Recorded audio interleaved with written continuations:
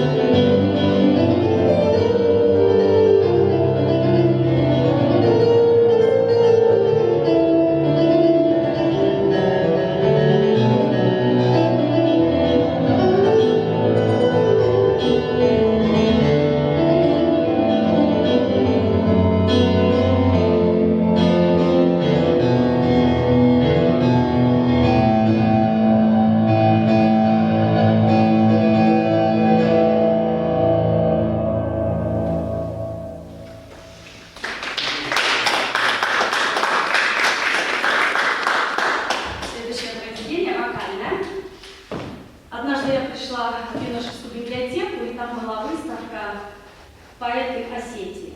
И я наугад взяла одну книгу, которая мне понравилась, и так ее развернула. И это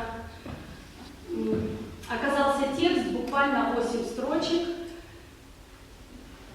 под Пасху. Очень глубокий текст, он мне сразу понравился. И я его сфотографировала, и уже потом ставя книгу на место, я думаю, а кто же автор? И это оказался Костя Хитагуров, наш любимый, дорогой, под Пасху. И когда я пришла домой, сразу в этот же вечер я написала этот романс.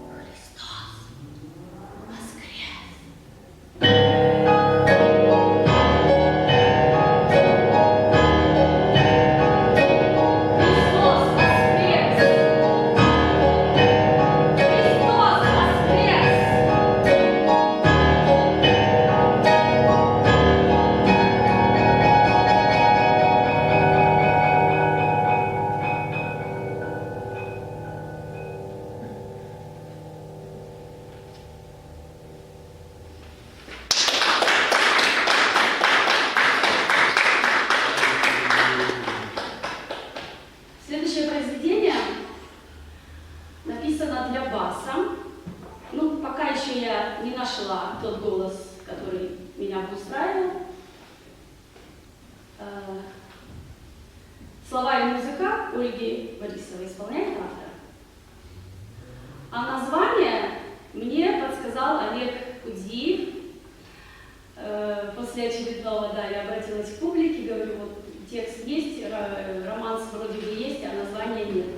И если у кого-то есть идея, пожалуйста, предложение принимается. И вот я приняла с благодарностью название от Олега «В глазах».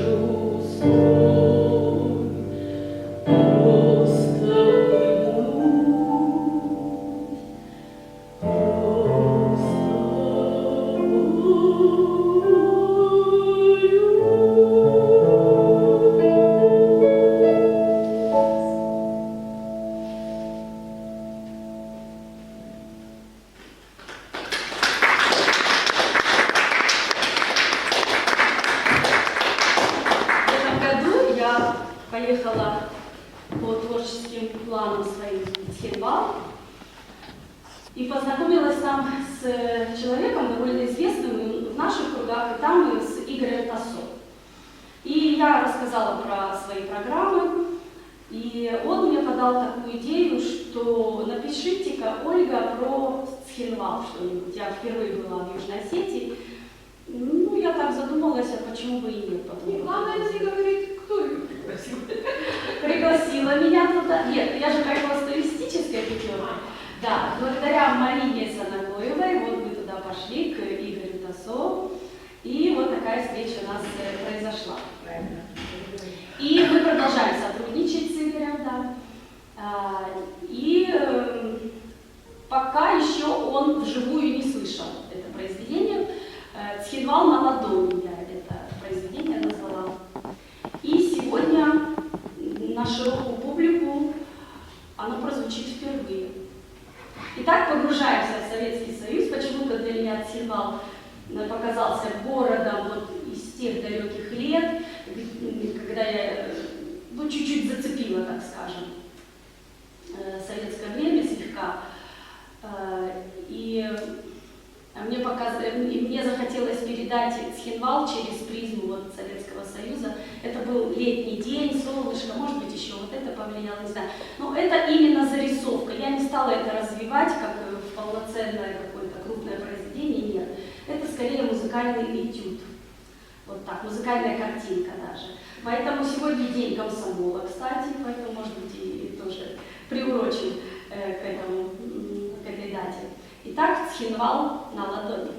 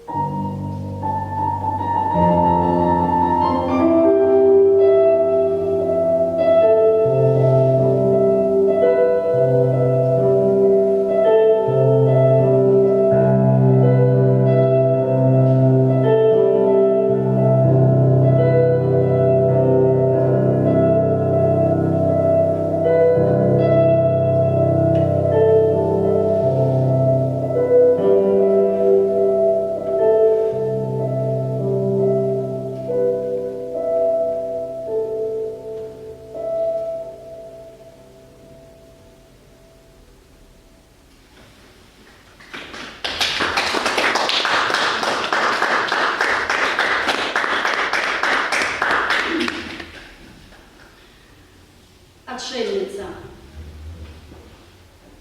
Затих бумажный карнавал, и колокол уже не звонок.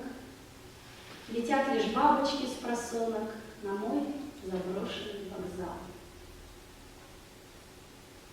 Написано в 15 лет.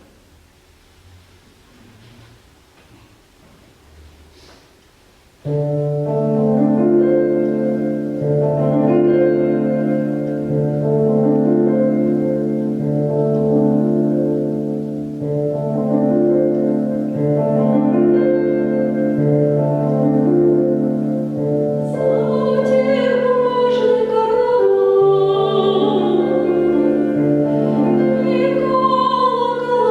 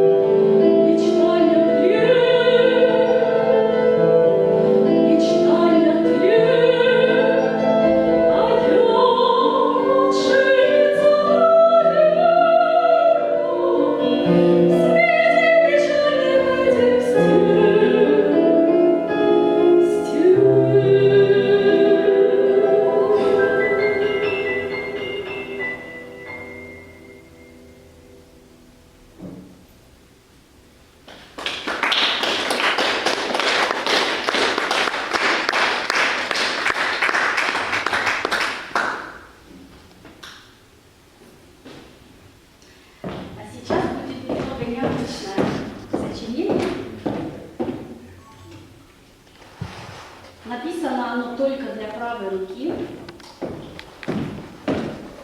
Изначально я хотела это сделать со скрипкой. Но немножко не сложилось, поэтому я оставила это произведение так, для правой руки только лишь. Я вам предлагаю закрыть глаза и остаться с собой наедине. И погрузимся каждый в свой внутренний мир. С собой наедине.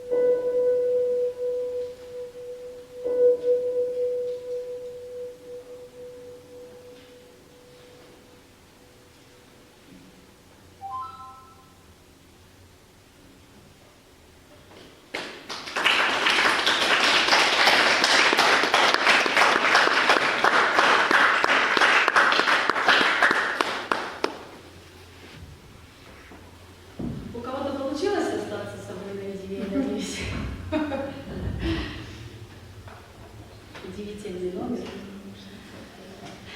без комментариев.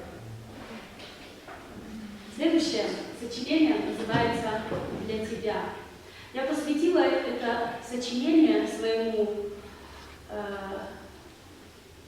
близкому когда-то мне человеку, Борисову Олегу, этому произведению уже 15 лет. Для тебя.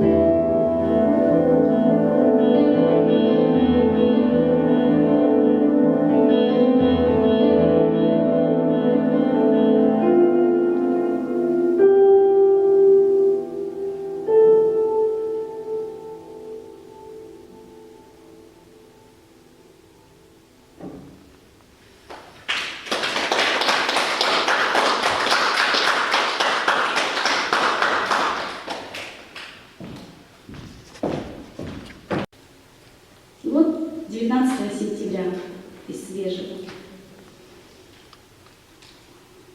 Это к тому,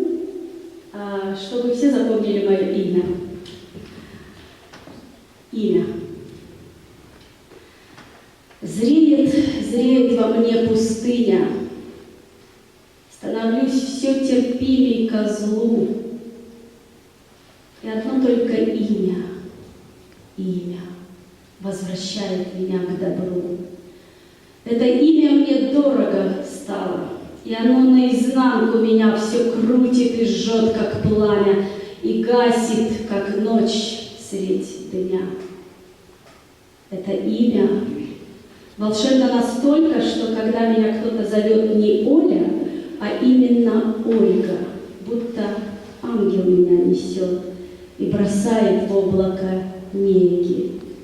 Нежной ватой окутана вся, и в небесную картотеку я Ольгой занесена. Это имя мне всех дороже, всех имен, что на свете есть. Это имя моя кожа, это имя моя честь. Ольга, Ольга несет отрадно теплый ветер навстречу мне. Ольга, имя награда для женщины на земле.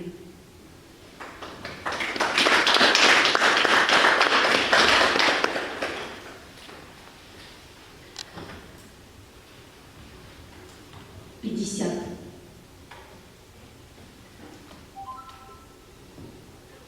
50 ударов плетей – это много или ничтожно? 50 убитых детей. Как такое возможно? 50 зараженных игл, воткнутых в бледное тело. 50 тысяч лир украденных. Дело 5018А. Совершенно секретно. 50 миллионов пар. Почему бездетных? 50 раз в году перекрестилась. 50 раз наяву мама приснилась. 50 проклятий в губы целуя. 50 объятий с другим флиртуя. 50 звезд в подарок. Еще полмира. 50 роз упали ковром в могилу. 50 сожженных свечей в храме Божьем. 50 раз забей и в бездорожье. 50 тысяч шагов правой и левой. 50 матерных слов за правое дело. 50 рваных ран рискуя, 50 лет обман, аллилуйя, 50 хлебов на рассвете спекли, продали, 50 юнцов, совсем дети, без вести пали. 50 вдов свои слезы в ладонь собирали. 50 ртов. Всего 50. Правду сказали. Правду сказали.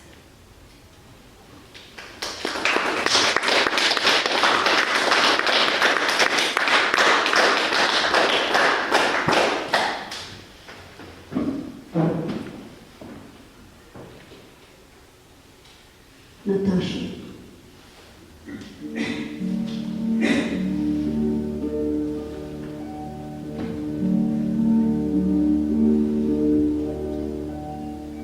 Я встретил ее на качелях еще маленькой девочкой, в день, когда пели красивые трели какие-то птицы. Тень доходила мне прямо по плечи. Я прятался в ней, как мог. А соседи сидели, галдели и все звали меня. Сапог мой предательски скрипнул. О, Боже, она обернулась ко мне. И капелька пота по коже скатилась вдоль шеи. колье дарил ей, и звали на свадьбу весь двор и всех школьных друзей. Я был королем по масштабу, я был однолюб. Апрель решил тогда, что он может всю жизнь мою перевернуть, и разделил до и после трагической даты. Забудь, забудь, говорили родные, вдохни новой жизни сюжет, прими, говорили другие, ее уже нет. Бюджет утяну, как пояс на джинсах, надену себе лицо красивого, доброго принца и в горы. И там пыльцой я умоюсь от белых ромашек и усну на сырой земле. Отпускаю тебя, Наташа. А в небо кричу: ты где? Ты приснись мне на тех качелях маленькой девочкой вновь. Я тогда полюблю апреля и поверю опять в любовь.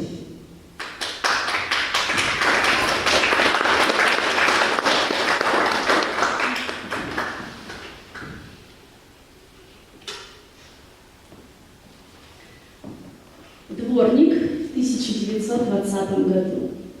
Давайте представим грязного такого, бородатого такого дворника в фартуке, вот с такой бородой, с каким-то колпаком. Вот лично мне так представляется, с этой метлой, с ведром, с углями, с дровами, я не знаю, с чем там. 1920 год. Смотрю, солнечные зайчики дразнятся. Кто же их шлет? Понятно. Шаловливые мальчики шутят со мною. В полет один, скомканный, зажеванный, дерганно кружится лист. Так и я жизнью облеванный корчусь, как бледный глист. Смотрю, солнечные зайчики прыгают по кирпичу. Затейливо так, весело, мальчики рожи мне корчат. Кричу: эй, вы, паршивцы и угодники, а ну отсель со двора! После вас, святые угодники, мусора с полведра! Замахнулся на них метлою россыпью детвора. А я зеркальце взял рукой. Теперь очередь моя.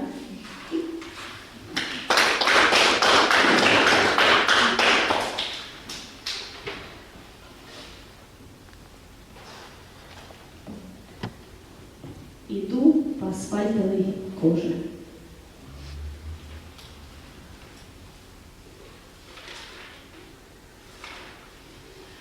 Иду по асфальтовой коже, и лужи одни кругом. Я, наверное, асфальтовой тоже стала с недавних пор. Отчего-то в порыве ветра я слышу унылый стон. Колокольчик церковный где-то фальшивит под камертон. И чувствую, как, кривляясь и корчась, подходит лесть. Противно. И, заикаясь, просит со мной сесть. Пронзила меня страхом, и потом покрылся лоб. Хочешь, одним махом ложим врагов твоих в гроб? Расчищу тебе дорогу, и будешь сверкать. Алмаз, как ты, мне поверь, ей-богу, не скрыть от людских глаз. Как можешь одеться, знай. Как можешь улыбку дарить, малиновым чаем со всей добротой напоить. Красиво поешь на рассвете, и в доме примерный уют. И любят тебя твои дети, они же тебе подпоют. Ты лучше других понимаешь, когда у кого-то беда. А если кого обижают, ты первой на помощь всегда. Ты смотришь на мир несерьезно, порхаешь, как птичка весной. Но зависть врагов скрупулезно идет по стопам за тобой. И ждут они каждого шага, под стопы хотят подложить желе в ожидании провала, а после смеяться и жить своей бесформенной жизнью и упиваться лишь тем, что лебедью, будучи мышью, доставили много проблем.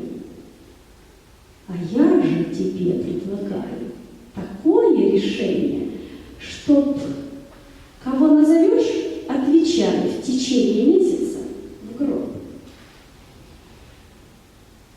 Звучит в голове моей песня. Ах, как хороша я, ей-ей. Все правда, сказала я лести, и жизнь не прожить без потерь. Заманчивы лести услуги, пожалуй, согласие дам. Уж если уходят подруги, чего же не уйти и врагам? Тогда повернулась я к лести и только хотела сказать, но вижу, на том самом месте сидит Богородица Мать и смотрит прискорбно мне в душу, и слезы текут по щекам. Послушай, прошу я, послушай, какой я совет тебе дам. Живи лишь своей заботой, не вправе ты жизнь отнимать. И только лишь доброй работой ты душу должна очищать. Иду по асфальтовой коже, очнувшись, как будто от сна. Прости меня, грешную, Боже, помилуй от лести и зла.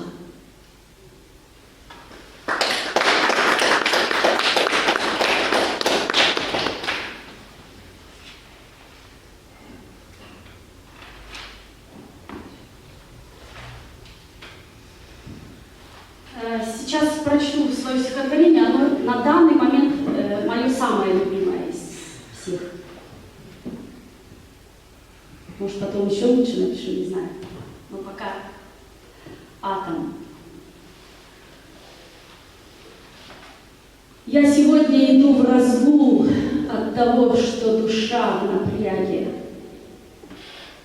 Ржавый ветер, песок надул в окна голой общаги. Он освоился там, в углах, в простынях, щелях и обоях, снял чуток позолоты с блях и сказал, что хочет золою быть, как все в этом мире. Но не бывает такого, знаю. Был песок, а теперь стекло. Не бывает кофе в васаби. Со мной случается все. Карантин, потоп и молитва. А сегодня мне все не то.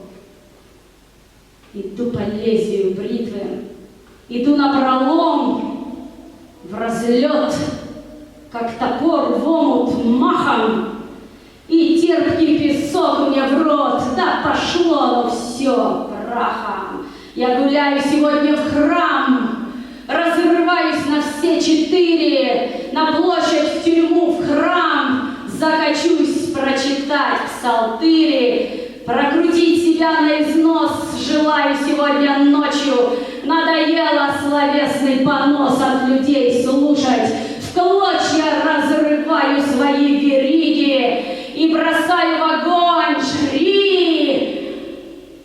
Я не знаю других религий, кроме как добротой жги.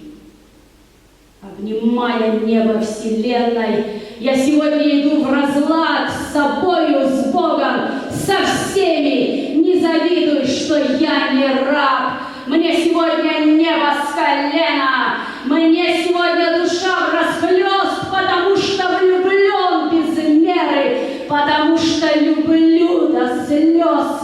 Мне сегодня земли мало, и космоса мало тоже. Я, наверное, шматком сала получу сегодня по роже.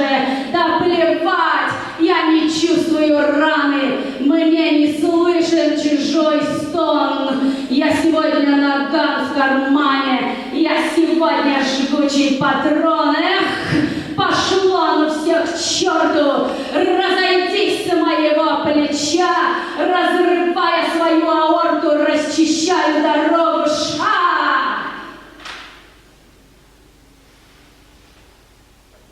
Ой, случилось, что не знаю, повело, кружит, как мешок навоза сползаю, и кровать, как магнит, манит. Не дополз, упал за порогом, и в конвульсиях боюсь.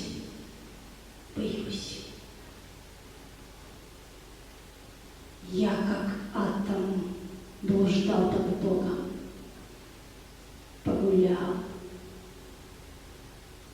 Теперь расплачусь.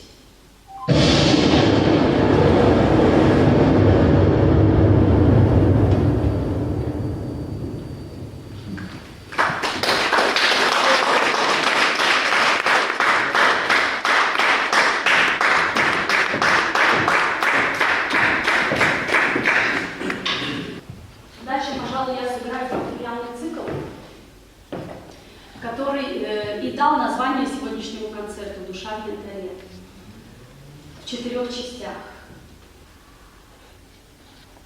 Первая часть называется «Облака». В 2009 году я познакомилась в Белгороде с композитором Юрием Мишиным. Этот человек очень много сделал в моей жизни, и мы продолжаем жить, общаться. Это потрясающий человек, порядочный, добродушный, бескорыстный. Он занимался со мной полгода, вообще просто больше, чем нужно, абсолютно бесплатно. Этот человек научил меня записывать свою музыку в ноты. Одно дело, знаете, сочинить музыку, другое дело это как-то записать, чтобы осталось это все, чтобы можно было в любой момент это все вспомнить. Музыки очень много у меня, 4 программы. И я продолжаю писать и поэзию, и музыку. И Юрию Мишину я очень благодарна. Однажды я пришла к нему домой, он был болен, и он включает свои записи. Когда ему 29 лет, он сам потрясающий пианист, и он играл свое произведение «Облака». И я настолько погрузилась в его музыку, и я ему сказала: Юра, как только я приеду во Владикавказ, я напишу тоже «Облака», но это будет «Облака» Ольги Борисовой, но я посвящу вам это произведение, и это было сделано. И когда я играла это произведение профессиональным музыкантом, уже будучи здесь, мне сказали 3 человека, что Ольга, не останавливайся, продолжай дальше. Пусть это будет там цикл прелюдий, 3, 5, 10, не останавливайся на одном этом произведении. Ну и в итоге я дала себе волю. Второе произведение называется «Время». А вот с 3-м я начала сочинять, но застопорилось это, оно далось мне очень трудно, потому что, знаете, когда нет образа, когда нет ощущения вот этой ниточки, эмоциональной ниточки, куда идти, куда двигаться, какого-то образа нет. Очень тяжело сочинять, не пойми, про что сочинять. И вот в 3-й части не было этого образа. Я играла это коллегам в театре. Кто-то видел в этом подводный мир, кто-то видел наши горы, кто-то видел просто прогулка. Но я чувствовала, это все не то, это все не то. И приехал с Питера Петряник, забыла, как зовут, Петряник, фамилию звучно запомнила. Вообще чужой человек. И вот послушайте, вот, все, что было, какие наработки были. И вот этот человек, я к тому, что насколько случайные вот эти встречи, они могут подтолкнуть, да, вот творчество человека, вот, нащупать вот это ощущение. И благодаря ему, вот он сказал, роман, это какой-то диалог, это что-то, какой-то роман, и в итоге через роман, хотя где роман, где душа в янтаре, я до сих пор не понимаю, но вот эта ниточка, он мне ее дал, и получилась душа в янтаре. Это третья часть. И последняя часть — утро после войны. Итак, облака, время, душа в янтаре, утро после войны. Еще, значит, в чем особенность этого фортепианного цикла, что там какой-то элемент, гармония, какой-то прием в следующей части он повторяет из предыдущей части, да, то есть это все взаимосвязано. Во второй части вы услышите первую, в третьей части вы услышите вторую и так далее. Вот это такой прием, нарочито я это сделала. Я надеюсь, вы это услышите.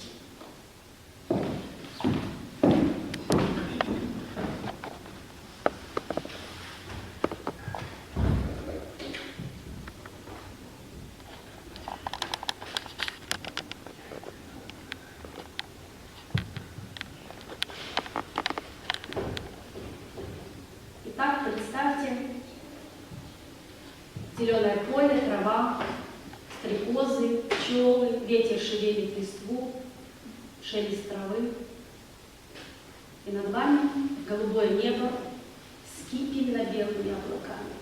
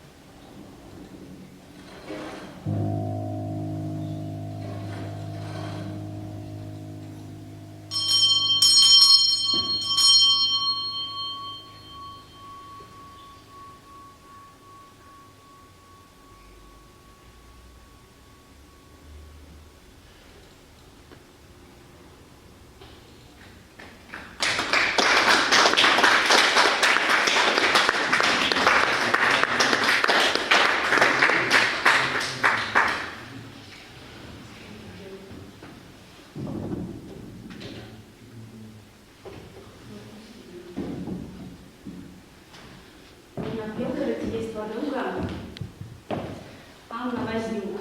Она поэтесса, психотерапевт.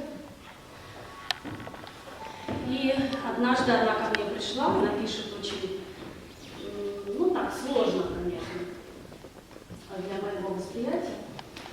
И однажды в ее поэзии мне понравились строки «Печальный колокол звучит в моей душе». И я взяла у нее, позаимствовала эти строки, и в итоге получилось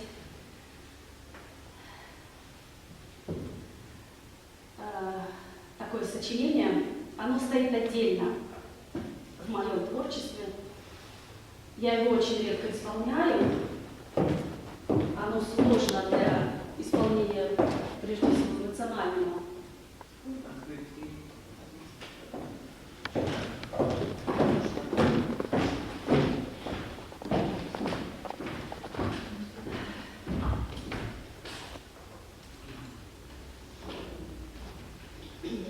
Звонарь.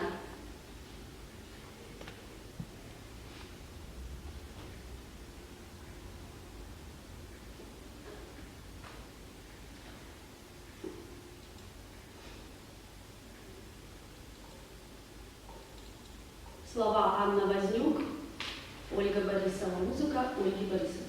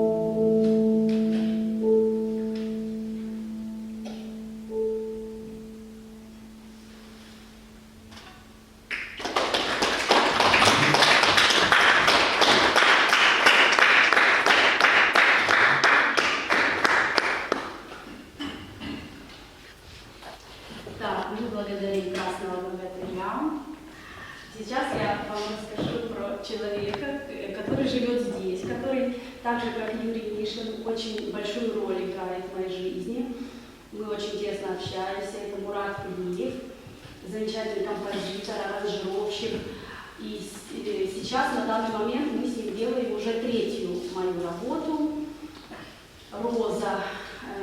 Это запись песни. Первая проиграла Богу, «Окрещу тебя водой», и вот сейчас «Роза». «Окрещу тебя водой» эту песню я после того, как записала уже в студии, я ее просто перестала даже исполнять на фортепиано, потому что это настолько удачная, как мне кажется, получилась наша работа совместная, что кроме как вот в оркестровой аранжировке я уже не воспринимаю, так скажем, свою собственную песню. Итак, сейчас вы услышите песню в записи. Исполняю я, аранжировка моя, музыка и текст мои, а запись была произведена с помощью Мурата Кулиева в его же студии. «Окрещу тебя водой».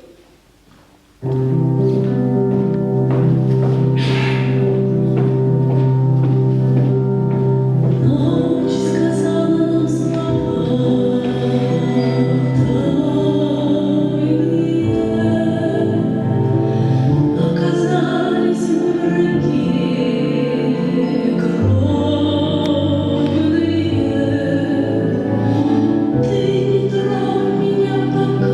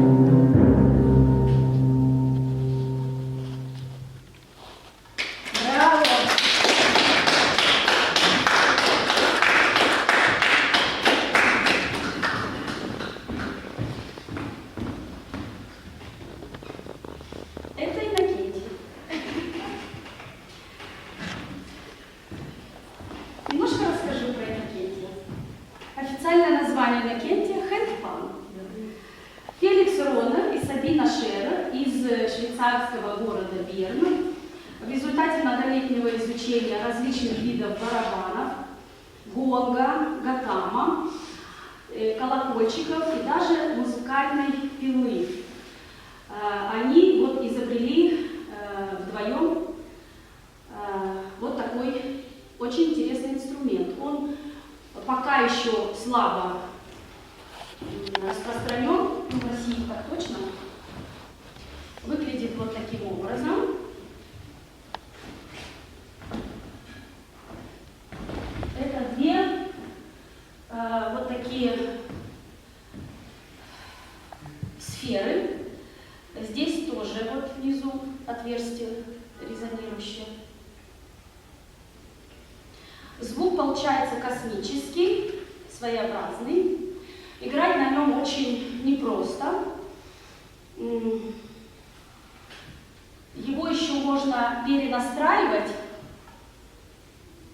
какими-то магнитами. Вот, вовнутрь помещаются магниты, и вот эти перенастраиваются гармонии. Вот эта клавиша внутри, она называется дингл. За ним тоже нужно ухаживать, за этим инструментом. Нужно его раз в 1,5-2 месяца смазывать маслом. И сутки его не трогать, не использовать. Сейчас я вам исполню первое свое сочинение и недавнешнее. Первое называется условное название «Сатурн». Ну, повторюсь, что это только условное название. Если какие-то будут у вас ассоциации, пожалуйста, подходите. Так.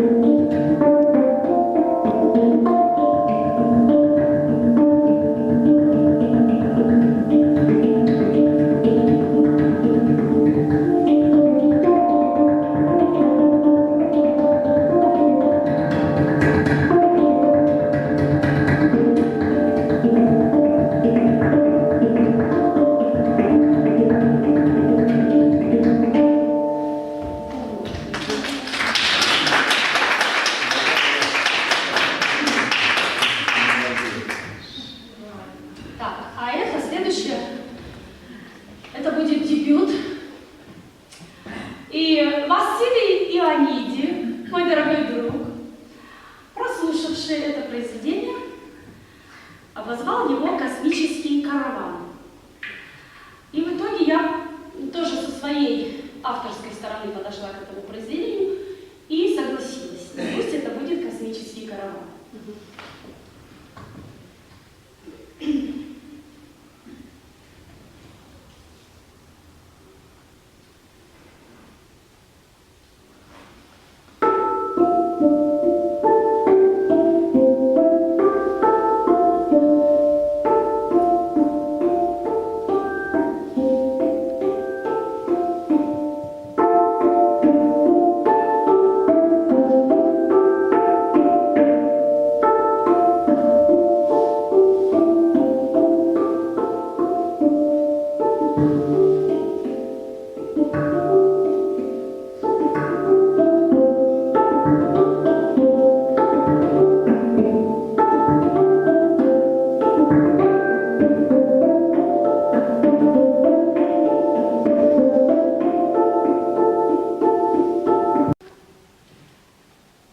Прозрачная теплая вода, палящее солнце, потонувший корабль пиратский и скрежет вот этих якорных цепей.